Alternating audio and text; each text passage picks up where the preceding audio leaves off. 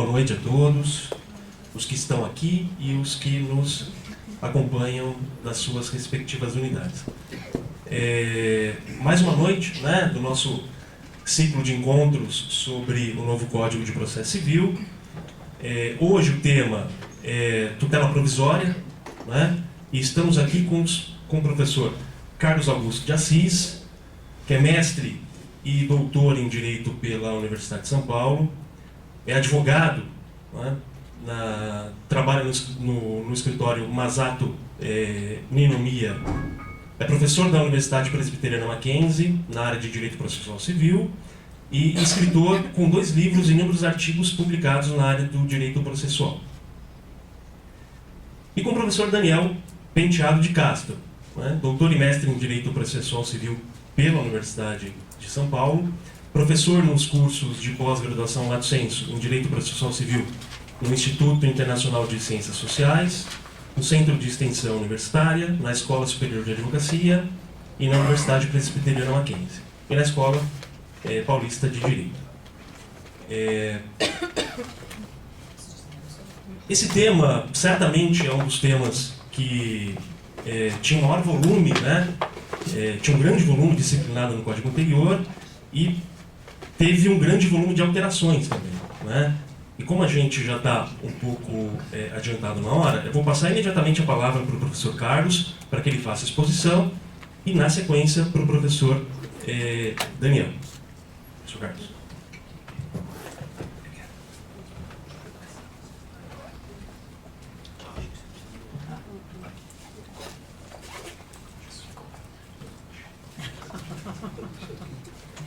Tá certo.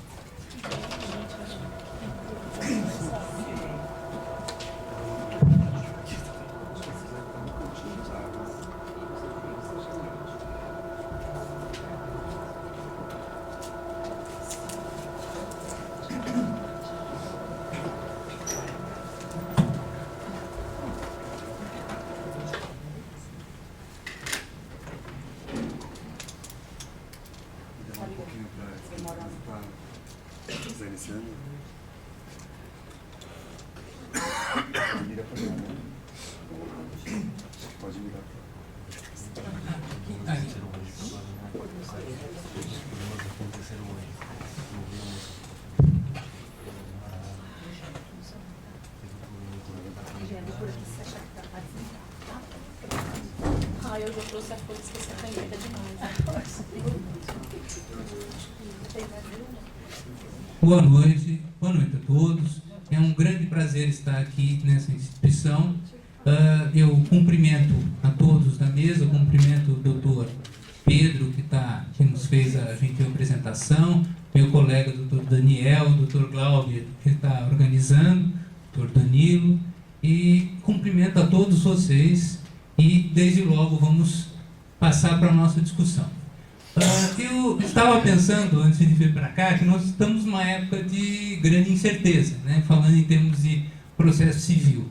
Porque nós temos um novo código para surgir, a gente não sabe nem exatamente a data da entrada em vigor, porque tem discussão se é dia 16, 17 ou 18 de março, e há quem queira até prorrogar o prazo de vigência do código, né? Então, no meio dessas incertezas todas, nós vamos tentar aqui colocar alguns pontos de certeza e várias dúvidas. Não tem jeito, né? Nós vamos colocar a nossa opinião sobre uma série de aspectos, mas vamos levantar uma série de dúvidas que só vão ser resolvidas com a prática, tá? Mas vamos tentar entender a sistematização e procurar definir os melhores caminhos para a gente tentar desenvolver o trabalho em matéria de tutela provisória. Mas, falando em tutela provisória, esse é um dos temas que teve maior modificação, uma modificação de maior impacto, no meu modo de ver, no Código de Processo Civil de 2015. Nós tivemos uma nova sistematização. Então, para começo de conversa, nós temos que falar dessa nova sistematização. Fala dessa nova sistematização, a gente começa falando sobre a unificação da tutela de urgência e tutela de evidência. Há muito tempo que se falava em doutrina em unificar a tutela de urgência. Falou, olha, tutela cautelar, a tutela antecipada, tem vários elementos em comuns, fazem parte do mesmo gênero da cognição sumária. Então, precisamos de um tratamento sistematizado e unificado. Então, vários doutrinadores defenderam essa unificação. E essa unificação acabou sendo feita envolvendo não apenas a tutela de urgência, estrito senso, mas também a tutela de evidência. E sob a rubrica de tutela provisória. Bom, mesmo esse nome, tutela provisória, ele dá margem para discussão, né? Porque já durante a tramitação do projeto, houve mudanças de nomenclatura. Primeiro falava, o livro chamava tutela de urgência e evidência, depois mudou para tutela antecipada, gerou mais confusão, até que se estabilizou no nome tutela provisória. Agora, mesmo o nome tutela provisória, ele oferece alguma discussão, porque como a gente vai ter oportunidade de falar logo em seguida, o conceito de provisoriedade que foi desenvolvido em doutrina nacional desde Lopes da Costa, ele é mais aplicável para tutela antecipada e não para tutela cautelar. Mas a gente chega lá. De qualquer maneira, nós temos essa sistematização. Tutela de urgência e tutela de evidência. A tutela de evidência, que depois o meu colega Dr. Daniel vai falar, ela está ligada a uma alta probabilidade de êxito naquela demanda. Então, evidência, no sentido de falar, olha, está na cara, né? Mas eu deixo para o meu colega depois detalhar mais esse aspecto. A tutela de urgência, por sua vez, vai ser dividida em tutela de urgência cautelar e tutela de urgência antecipada. A tutela de urgência, aqui nesse sentido, mantido mais ou menos aquela ideia do que depois de muita discussão, mais ou menos estabeleceu que o cautelar é mais no sentido de conservar e o antecipado é no sentido de satisfazer. Tá? Então, essa é a sistematização básica. Além disso, dentro da sistematização ainda, há que se observar que a tutela de urgência, tanto antecipada quanto cautelar, pode ser concedida de forma antecedente ou incidente. Nesse sentido, também foi uma grande inovação, porque nós tínhamos a tutela antecedente cautelar, mas não a antecipada, né? Então, nesse caminho, nós vamos tratar. Aqui, a questão da tutela antecipada e tutela cautelar e tutela de evidência, elas todas vão ter em comum o fato de estarmos tratando de cognição sumária. Então, seriam tutelas de cognição sumária. Nesse sentido, tutelas diferenciadas, tutelas jurisdicionais diferenciadas. Aqui vão acabar surgindo aquelas caracterizações que foram desenvolvidas pela doutrina. Falou, olha, o que o cautelar tem de característico? Daí falava, instrumentalidade, assessoriedade, autonomia, inexistência de coisa julgada. O Ovidio Batista falava em situação cautelanda, falava em referibilidade. Quer dizer, essa questão, essa sistematização, esse elenco de características vai permanecer em parte. Por que em parte? Porque a questão da autonomia que a cautelar ostenta no Código de 73, de um processo autônomo, desaparece. Tá? Então, esse é um ponto bem marcante. Nós temos até um pedido cautelar, uma demanda cautelar, mas não temos um processo autônomo cautelar mais. Um detalhe aqui importante, que eu falei do provisório e do temporário, né? E eu vou frisar essa distinção, porque isso impacta depois um aspecto que eu vou tratar mais adiante. O provisório, segundo o Lopes da Costa, provisório é aquilo que deve ser substituído por algo definitivo, diferente do temporário, que ele tem apenas uma duração, ele não é definitivo, mas ele não vai ser substituído por nada. E o exemplo que ele apresentava era o seguinte: falou, olha, a barraca do desbravador de sertões, né, ela é o quê? Ela é provisória, porque ela é uma moradia provisória, porque ela vai ser substituída depois pela moradia definitiva, diferentemente dos andaimes de uma construção, que são temporários. Cumpriu a sua missão, desaparece, não vem nada no lugar dos andaimes, né? E aí, nesse sentido, se costuma falar, olha, a tutela antecipada ela é provisória, porque ela vem a ser substituída depois pela tutela definitiva, diferentemente da tutela cautelar. A tutela cautelar ela vai demorar o tempo necessário para afastar a situação de perigo.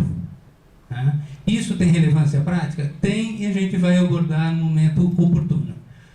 De qualquer maneira, ainda entre distinção entre tutela antecipada e tutela cautelar, nós devemos lembrar uma distinção que vem de lá do Calamandrei, que falava do perigo em mora. Ele falou, olha, tem dois tipos de perigo na demora. Eu tenho o perigo de tardivitar, né, da simples tardança, e eu tenho o perigo de infrutuosidade. Bom, no caso da cautelar, nós temos o perigo de infrutuosidade. Se eu não tomar uma medida urgente, essa tutela depois ela vai se tornar inútil, né? Então, há alguma ameaça. É o caso típico do arresto. Eu falo, olha, se eu não prender os bens agora, ele vai dissipar todos os bens e a execução vai ser frustrada no futuro. Já a tutela antecipada, ela é sob o signo, para resolver o problema do perigo de simples tardança. Ou seja, a simples demora normal do processo vai acabar trazendo um prejuízo irreparável. Então, é o caso, por exemplo, dos alimentos. Olha, ele precisa de imediato dos alimentos. Se não tiver essa satisfação imediata, o prejuízo vai ser irreparável, né? Então, nós temos essas duas distinções essenciais que acabam sendo relevantes, porque apesar da unificação da tutela de urgência, essa unificação não significa indistinção das duas tutelas. Nós vamos ter, inclusive, diferenças práticas, já adiantando, porque a tutela antecipada ela vai ser suscetível de estabilização e a tutela cautelar não. Então, essas diferenças acabam realmente impactando.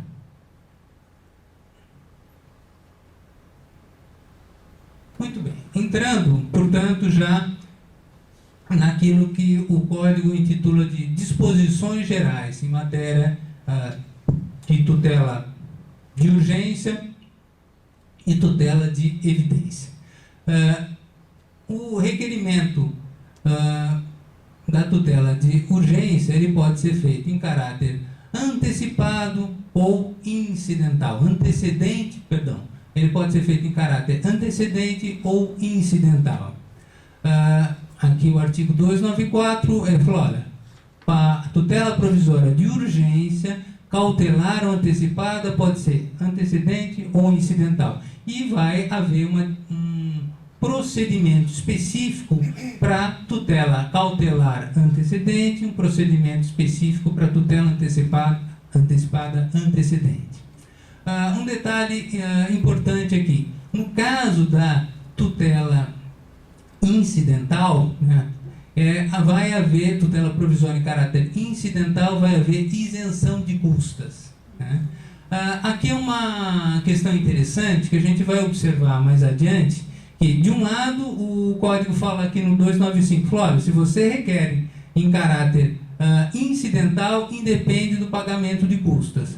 E no caráter antecedente, aí você paga custas. Só que quando você for aditar, o que acontece? Você não vai ter que pagar custas de novo. Então, essa duplicidade que hoje existe, você paga, por exemplo, numa cautelar, depois na principal, paga custas aqui, paga custas lá, isso desaparece. Tá? Então, essa é uma inovação bastante interessante. A questão da conservação da eficácia da tutela provisória durante o processo. Né? Aqui nós vamos ter o artigo 296, que fala: a tutela provisória conserva sua eficácia na pendência do processo. Muito bem. Essa ideia de conservar a eficácia durante o processo, apesar de poder ser revogada, etc., mas em princípio conserva durante o processo, ela é muito adequada para a tutela antecipada. Já para a tutela cautelar, a gente tem um pequeno problema aqui. Por quê? Porque a tutela cautelar não tem que necessariamente durar o período do processo. Ela tem que durar o período necessário para afastar o perigo. Né? E aqui que é uma diferença entre a questão do provisório e do temporário. O cautelar, ele precisa durar o necessário enquanto houver o perigo. Desapareceu o perigo, não há necessidade do cautelar. Né? Então, aqui há uma diferença que o código ele acaba não trazendo, e a própria denominação, a própria nomenclatura provisória traz esse pequeno, vamos chamar assim, esse pequeno defeito em relação às diferenças cautelar e tutela antecipada.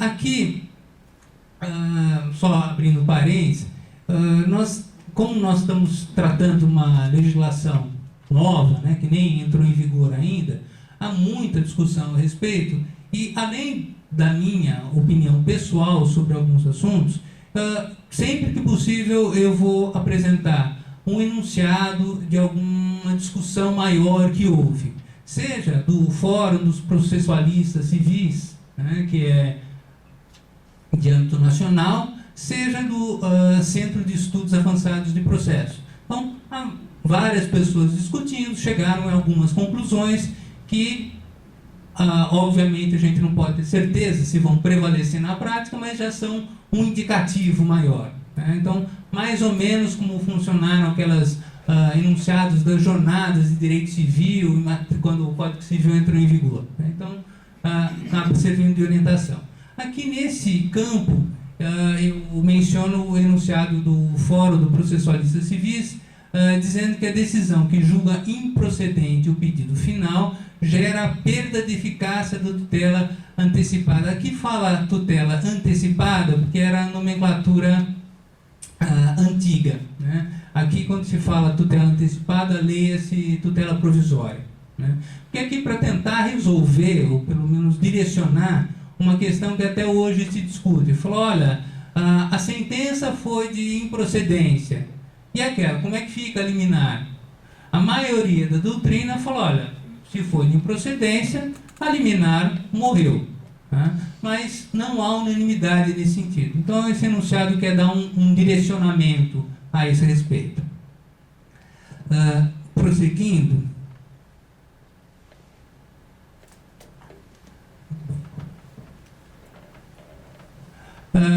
Revogação da tutela provisória. Nós falamos que a tutela provisória ela vai ter a duração, em princípio, do processo, porém ela pode ser revogada a qualquer tempo. Né? Mas quais são as condições para revogação? A gente observa aqui no artigo 296 que, salvo decisão judicial em contrário, a tutela provisória conservará a eficácia durante o período de suspensão do processo. Ok, isso é apenas um direcionamento.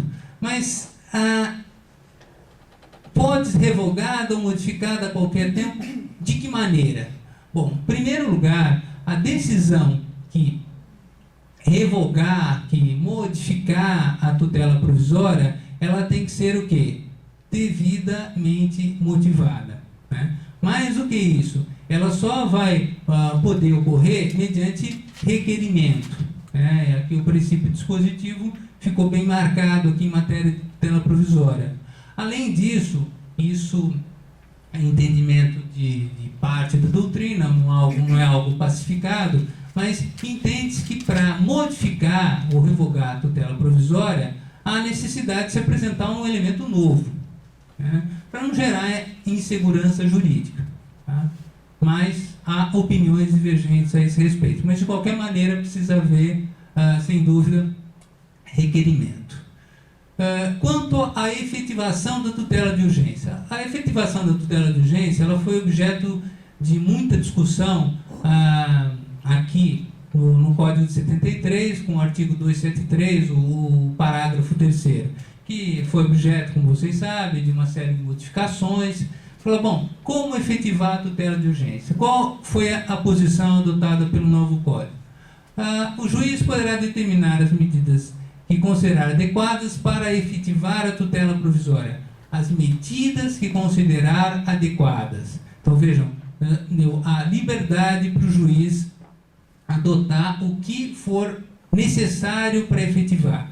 Agora, essa liberdade, naturalmente, ela não é uma liberdade absoluta, porque nós estamos falando em algo que vai implicar, de um lado, restrição de direitos.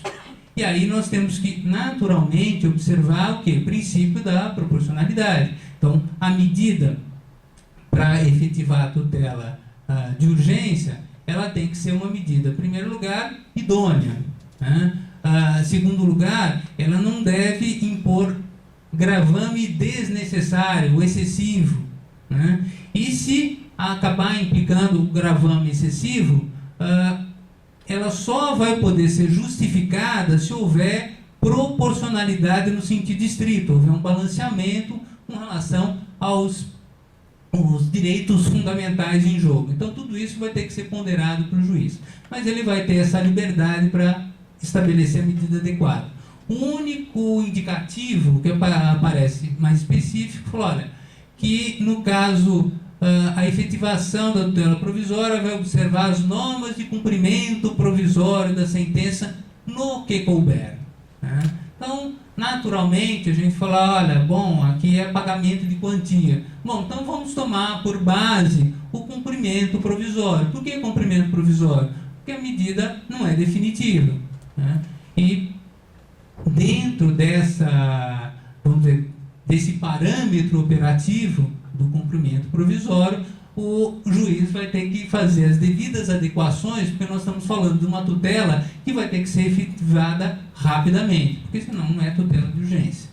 Tá? E a motivação? Bom, a motivação, esse é um ponto-chave, né, no novo Código. A motivação, todo mundo sabe, está bonitinho, consagrado na Constituição, artigo 93, inciso 9. Né? Mas na hora da prática, a gente observa muitas vezes a motivação que é insuficiente, motivação sintética demais. Isso foi sempre muito objeto de discussão em matéria de tutela de urgência. Tanto que o artigo 273, quando ele surgiu, ele fez questão de colocar um parágrafo, olha, precisa motivar. Falou, mas a Constituição não diz isso? Mas é para motivar mesmo, né? De modo claro e preciso. O novo Código, ele fala novamente, na decisão, não só que concede, mas que conceder, negar, modificar ou revogar, o juiz vai ter que motivar de modo claro e preciso. Então, novamente se repisou isso. Só que ainda há um detalhe muito importante aqui, que não está no artigo 298. O Código, quando ele trata de motivação, ele explica didaticamente o que é motivar e o que não é motivar. E isso vai repercutir diretamente na tutela de urgência.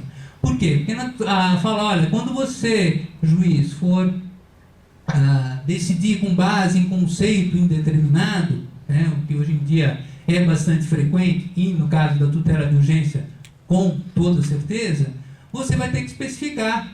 Não pode simplesmente falar assim, olha, a urgência.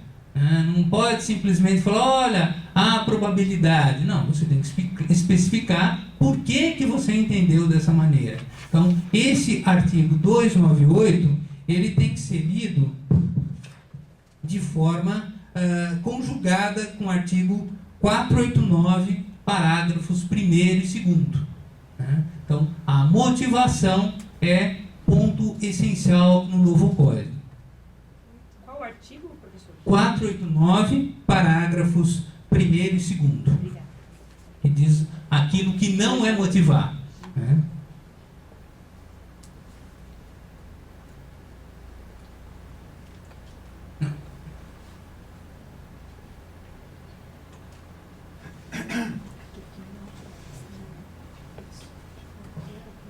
Muito bem, a questão da competência. Outro, dentro das disposições gerais, temos o problema da competência. A competência, em matéria de competência, nós vamos ter um dispositivo, o artigo 299, que ele vai ser equivalente ao artigo 800 do Código atual de 73. Então, falou, olha, a tutela provisória será requerida ao juiz da causa e, quando antecedente, ao juiz competente para conhecer do pedido principal. Né? Mas aqui, aparentemente, parece muito razoável. Falou, olha, tudo bem, você, onde você vai pedir, formular o pedido principal, se você formular em caráter antecedente, vai ser no mesmo local. Acessório, segue o principal, essa ideia, à primeira vista, funciona bem. Só que não funciona muito bem com relação às constritivas patrimoniais. Por quê? Porque aqui eu vou ter que tomar uma medida no lugar onde a coisa está. Porque se a coisa está no Acre e eu peço o arresto aqui, até ser efetivada lá no Acre, os bens sumiram. Tá? Isso não está resolvido no Código de 73 e não está resolvido no novo Código. Tá? O que, eventualmente, eu vi uma sugestão que me parece razoável aqui, é pegar de empréstimo o dispositivo em matéria de produção antecipada de prova e tentar aplicar aqui por analogia para o caso de envolver medida constritiva de bens poder ser proposta no local dos bens. Né? Mas isso é algo que vai ter que ser desenvolvido e só a prática vai acabar estabelecendo. Outra coisa aqui que vai impactar em algo que o Dr. Daniel vai falar depois, que diz respeito à questão tutela provisória requerida no tribunal, no caso de recursos. Né? Então, salvar a disposição especial, ação de competência originária de tribunal e nos recursos, a tutela provisória ser requerida no órgão jurisdicional competente para apreciar o mérito.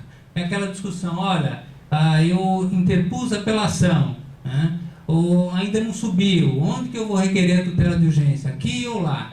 Então, ficou estabelecido, requer diretamente lá. Né? Ou nós podemos ter alguns problemas, mas aí eu não vou invadir esse área dele. Tutela provisória é princípio dispositivo. Durante a tramitação do projeto, houve variações significativas a respeito desse tema. Né? Então, houve momento em que se permitia tutela provisória de ofício durante a tramitação, houve um momento que se permitia uma redação semelhante à redação hoje que permite em matéria de cautelar, em casos excepcionais, expressamente previstos em lei, né? Aí falava, são requisitos cumulativos ou alternativos. Houve alguma discussão nesse sentido, só que o que acabou estabelecendo, desapareceu essa possibilidade de pedir a tutela antecipada de ofício. No Código, na redação atual, não tem nenhuma previsão nesse sentido. E aí, como fica? Bom, me parece que, diante da ausência de previsão, prevalece o princípio dispositivo. Sobretudo porque o próprio Código, em mais de um artigo, ele fala tutela provisória requerida. Né? Tudo dando a entender que ela só vai poder ser concedida mediante requerimento. Então, o princípio dispositivo está presente. A questão aqui, com certeza, vai dar margem à discussão, sobretudo em matéria de cautelar, porque nossa tradição aqui é permitir, em matéria cautelar, em algumas situações especiais, a tutela de ofício. Mesmo, hoje em dia, mesmo em matéria de tutela antecipada, apesar do Código não possibilitar a tutela de ofício, há quem admita em casos excepcionais. Então, essa discussão não me parece que vai desaparecer. Tá? Mas, de qualquer maneira, há um indicativo forte no sentido do princípio dispositivo. O que é bastante coerente com o fato de que a tutela antecipada ou cautelar que vier a ser revogada depois vai gerar responsabilidade. Então, o indivíduo, olha, eu não requeri tutela alguma, ela foi concedida, depois foi revogada e agora eu vou responder por isso. Tá? Então, é coerente com essa sistematização. Falou, olha, não posso responder por aquilo que eu não requeri. Tá? Aqui, só para fechar a questão da sistematização, uma pequena observação. Nós temos aqui um sistema quase completo, no sentido de falar, olha, em matéria de tutela, vamos dizer assim, diferenciada, eu tenho tutela de urgência cautelar, tutela de urgência antecipada, e eu tenho a tutela de evidência. E a tutela inibitória? A tutela inibitória também, que veio a ser desenvolvida aí pela doutrina, principalmente a partir do artigo 461, ela é uma tutela diferenciada também, e ela apresenta alguns caracteres diferentes da tutela de urgência comum. Né? Há uma previsão aqui no artigo 497, né, em matéria aí de obrigação de fazer, alguma previsão nesse sentido no Código. Talvez fosse mais interessante ter colocado junto com as tutelas provisórias, justamente para ressaltar a possibilidade delas, independentemente de urgência, ela ser concedida de forma imediata, sem necessitar uma sentença definitiva. Né? Então, nesse sentido aqui, houve uma preocupação do SEAPRO a respeito, foi aprovado um enunciado dizendo que é admissível a tutela inibitória com fundamento no parágrafo único do 497, tanto nas obrigações de fazer e não fazer, seja para evitar a ocorrência, a reiteração ou continuação do ilícito ou sua remoção. Bom, se é para evitar o ilícito independentemente de dano, vejam bem, para evitar o ilícito independentemente de dano, ela tem que ser passível de concessão imediata. Tá? Naturalmente presentes pressupostos mínimos em termos cognitivos. Vamos então especificamente na tutela de urgência. Bom, a tutela de urgência aqui, o primeiro ponto que chama a atenção diz respeito aos requisitos. Né? Então nós temos aqui os requisitos da tutela de urgência cautelar e tutela de urgência antecipada tratados de forma indistinta. Né? O artigo 300 fala, olha, tutela de urgência será concedida quando houver elementos que evidenciem a probabilidade do direito e o perigo de dano ou risco ao resultado útil do processo. Observem aqui que evidencia a probabilidade. Hoje em dia, nós temos aquela dicotomia, né? O cautelar, o fumus boniuris, a tutela antecipada fala em prova inequívoca. Né? Há um entendimento majoritário, não é unânime, é majoritário da doutrina, no sentido de que a tutela antecipada exigiria uma robustez maior do que a tutela cautelar. Isso porque a tutela antecipada, ela, por ter caráter satisfativo, ela tem um potencial, vamos dizer, restritivo maior. Houve muita crítica e aplauso ao mesmo tempo. Tá? Então, a parte da doutrina falou assim, não, está muito certo, as duas têm que ser tratadas de forma igual, como fez o artigo 300. A outra parte da doutrina falou, não, está errado, a tutela antecipada tem que ter requisitos mais rigorosos. Essa discussão vai desaparecer? Me parece que não. Tá? Me parece que não. Existe um direcionamento maior, né? E aqui eu cito um enunciado do Fórum no sentido de que, olha, os requisitos realmente são indistintos, tanto para uma quanto para outra, mas sempre é possível aquela construção no sentido de falar, olha, eu preciso de uma cognição adequada. A cognição adequada é decorrente do devido processo legal. Se a medida é potencialmente mais gravosa, eu teria que ter uma robustez maior, eu teria que ter uma profundidade de cognição maior. Tá? Mas, isso, repito, é um tema que está em aberto, objeto de muita discussão.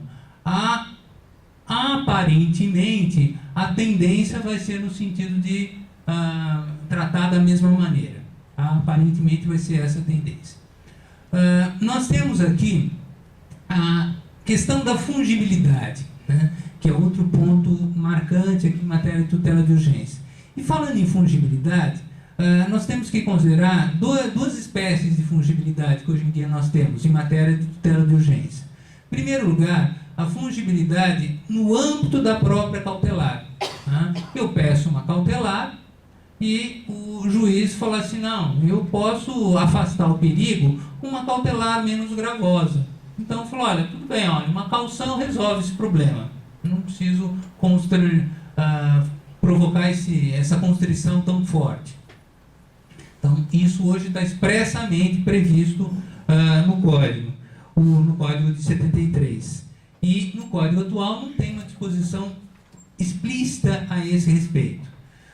Outra questão da fungibilidade é aquela discussão eterna entre a fungibilidade de tutela cautelar e tutela antecipada.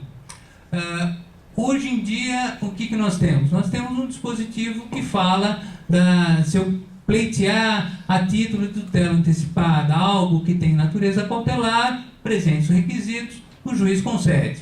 Né? Aí vem aquela discussão, mas é possível a fungibilidade no sentido inverso, fungibilidade em mão dupla? Bom, a discussão ainda está em aberto. Hoje em dia, nós temos, um novo código, nós vamos ter um ponto a favor muito grande dessa fungibilidade em mão dupla, que é o fato do artigo 300 não estabelecer a distinção entre requisitos. Então, se um grande problema para admitir a fungibilidade em mão dupla era a diferença de requisitos entre uma e outra tutela, o artigo 300 diz que não tem. Pelo menos a letra da lei, independente das interpretações. Então, esse é um ponto favorável. Só que a gente vai ter um outro problema aqui, que isso também torna delicada a questão. Nós temos uma diferença, apesar desse tratamento sistematizado, uniforme, tutela cautelar antecipada, nós temos que considerar que a tutela antecipada, ela, requerida em caráter antecedente, ela pode se estabilizar. A tutela cautelar não. Então, essa diferenciação entre tutela cautelar e tutela antecipada vai continuar sendo importante. Né? E em matéria de tutela, de fungibilidade, essa questão também vai poder repercutir. Porque se você troca uma por outra, uma que poderia se estabilizar não vai se estabilizar e vice-versa. Né? Aqui nós temos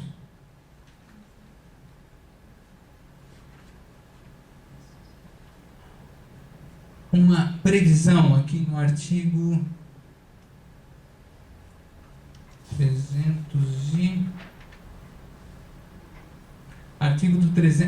305, parágrafo único, nós temos uma previsão aqui que pode ser utilizada em favor da fungibilidade.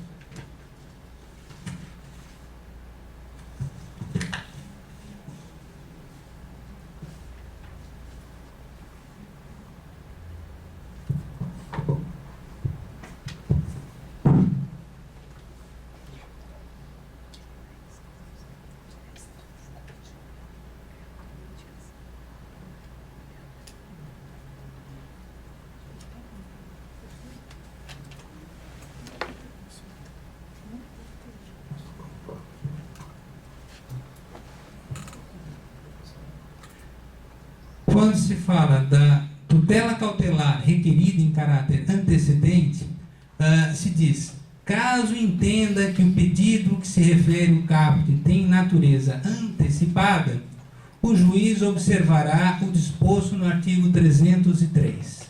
Ou seja, aqui ele está expressamente falando em fungibilidade. Falou: olha, você requereu como cautelar antecedente, mas aqui, na verdade, é uma tutela antecipada antecedente.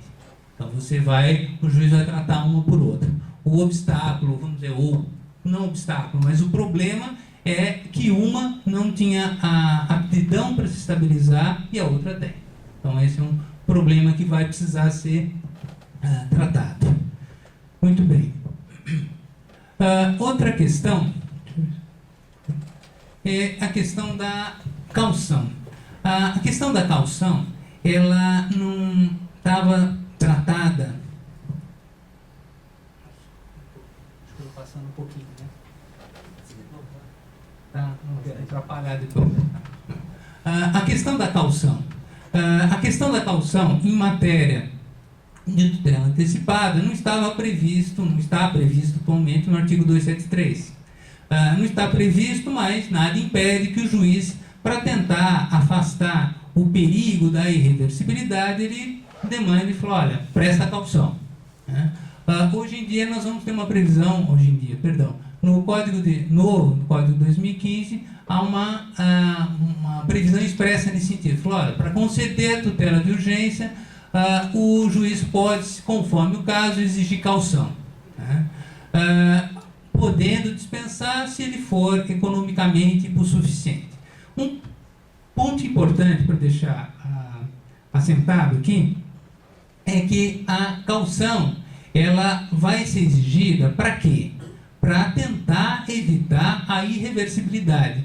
Não é que para conceder a tutela provisória você necessariamente vai exigir caução. E mais ainda, a tutela, a concessão da tutela provisória, ela está sujeita a determinados requisitos. A caução, ela não vai suprimir requisitos. Então falou: olha, se não há probabilidade, ele falou: não há probabilidade, mas eu vou exigir caução. Não, se não há probabilidade, não pode conceder. Então a caução, a função, né, da caução do parágrafo 1º está ligada, a meu ver, com o parágrafo 3º. A tutela de urgência de natureza antecipada não será concedida quando houver perigo de irreversibilidade. Então o problema é esse. Caução para não haver problema no outro lado. Já que é uma tutela provisória, ela tem que poder ser retornar ao estado anterior sem maiores danos.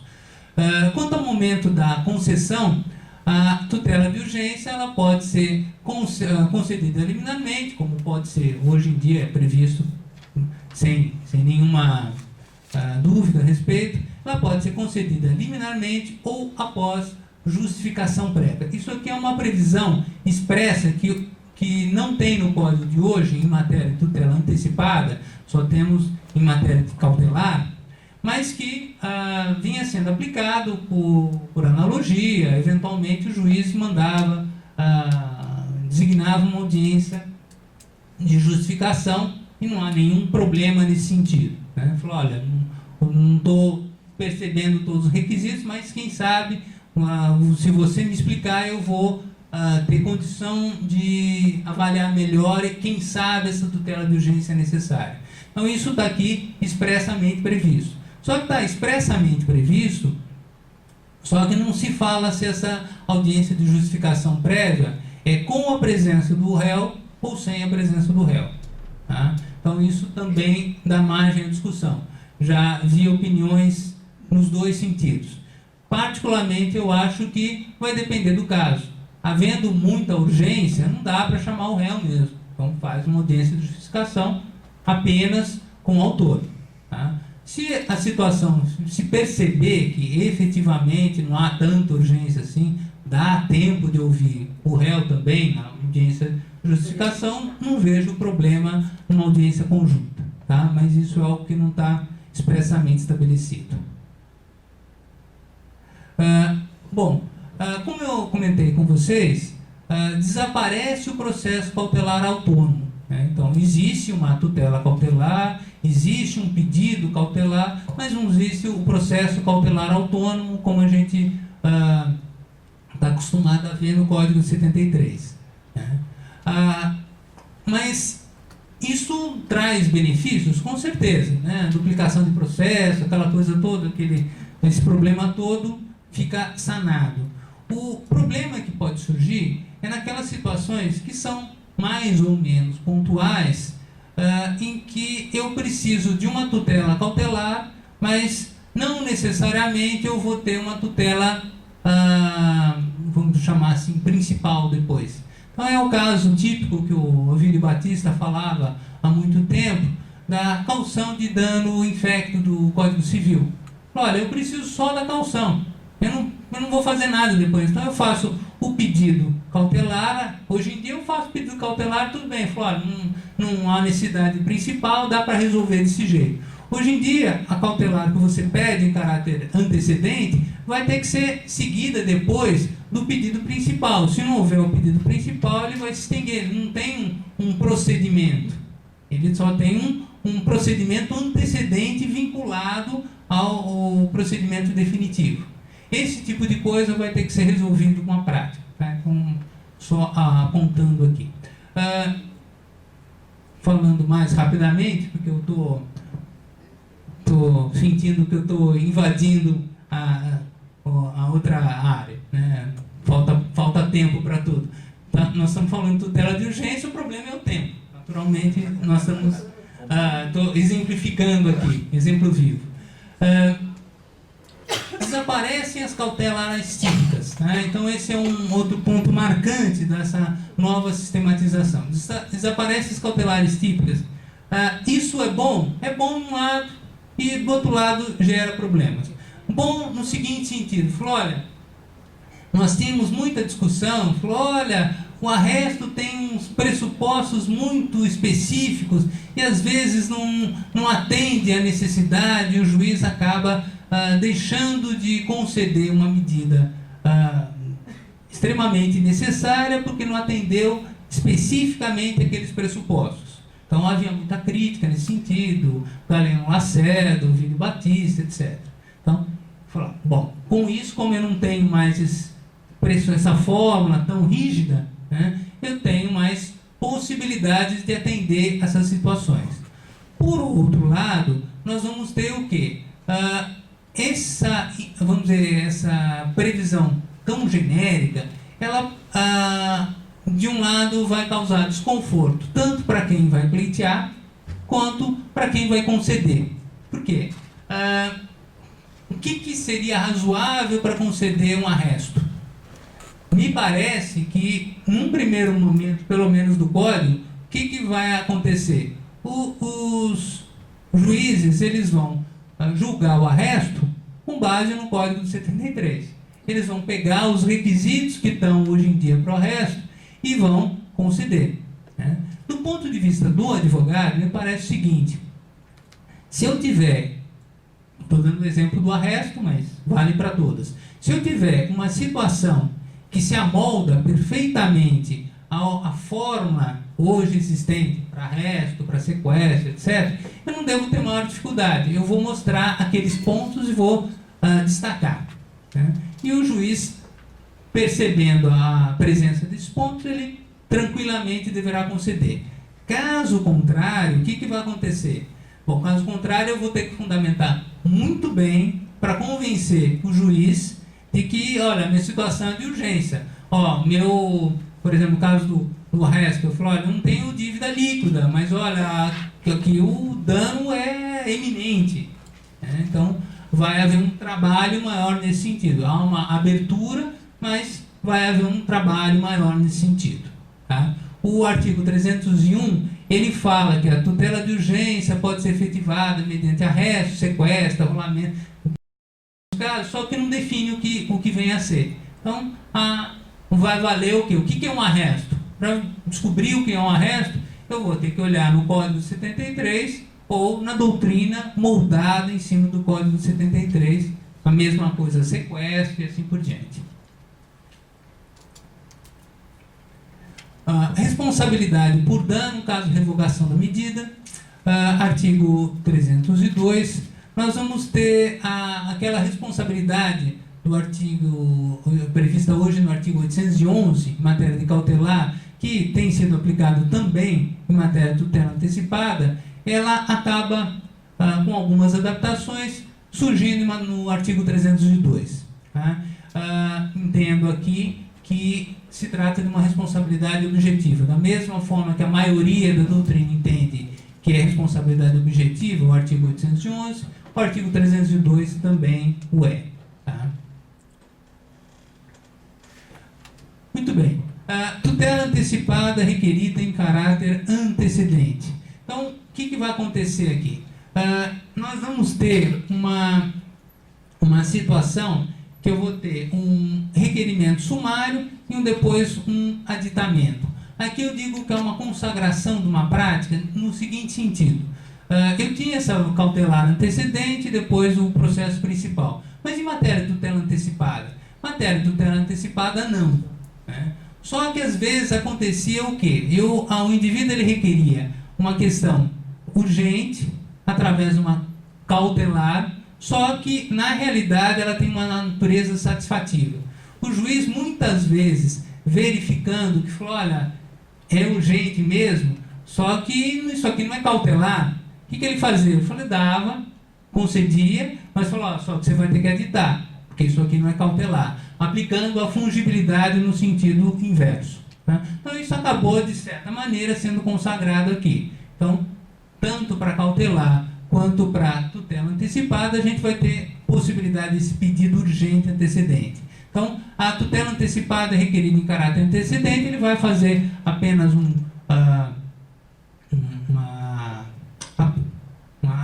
apresentação sumária, né, e dizendo qual é o pedido principal, depois para posteriormente aditar. Nós temos vários detalhes em termos de trâmite, eu vou destacar aqui apenas o principal. Né? Bom, eu tenho aqui a tutela antecipada, se ela for requerida em caráter antecedente, se ela for concedida, o que vai fazer o autor depois? Bom, o autor vai ter que editar a petição inicial para completar. Né? Para completar tudo aquilo que é necessário relativamente ao chamado pedido principal. Né? Prazo aqui de 15 dias. O réu vai ser citado, intimado para audiência de conciliação. Né? Não havendo conciliação, ela vai abrir o prazo para ele depois apresentar a contestação. Tá? Se o autor não fizer esse aditamento, o processo se extingue. Tá? Não vai haver incidência de custas, novas custas, como eu comentei anteriormente. Vai haver a necessidade de indicar o valor da causa, vai indicar na petição inicial expressamente, isso é importante, ele vai ter que expressamente indicar que ele está requerendo em caráter antecedente, tá? E com o benefício aqui do artigo 303, de poder indicar depois, né? E o juiz vai fazer o seguinte, se o juiz entender que não há elementos para conceder a tutela antecipada, o que ele vai fazer? Ele vai mandar emendar. Vejam só, aqui uma diferença sutil. Né? Para que essa emenda? Ali fala em aditamento, aqui fala em emenda. O aditamento pressupõe o quê? Fala, olha, você corretamente requereu em caráter antecedente a tutela antecipada, foi concedida e agora você tem que completar porque há necessidade de formular o pedido principal. Né? Aqui não, aqui falou, olha, você se utilizou da tutela antecipada requerida em caráter antecedente desse procedimento, só que você não fazia jus a ele. Então, trate de corrigir, trate de emendar para formular um pedido de cognição definitiva, de tutela definitiva, cognição exauriente. Porque a tutela de urgência eu estou vendo que você não fazia jus a ela.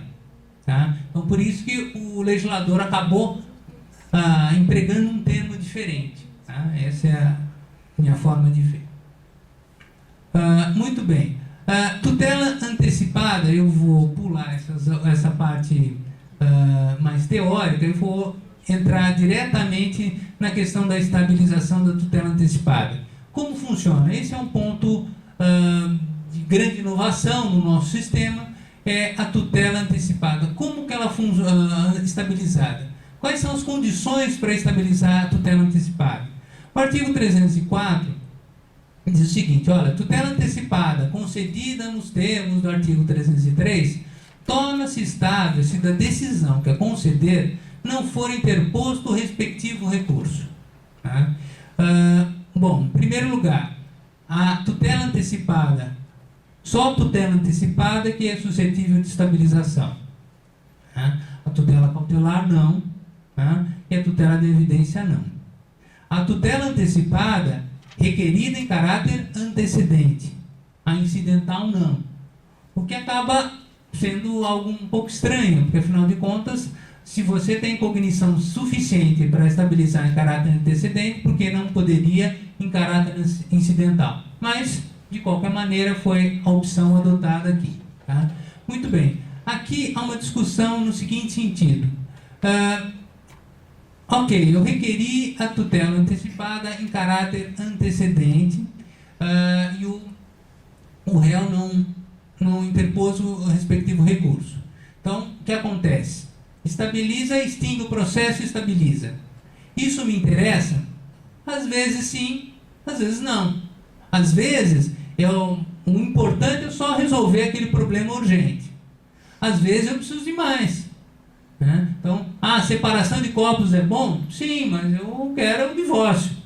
Né? Então, dependendo da situação, eu vou querer mesmo algo a mais. Então, surge aquela discussão. Bom, isso que é estabelecido como um benefício para o autor, que é essa estabilização, o autor ele vai ter que engolir de qualquer jeito? Parece que não. Há duas posições aqui a respeito.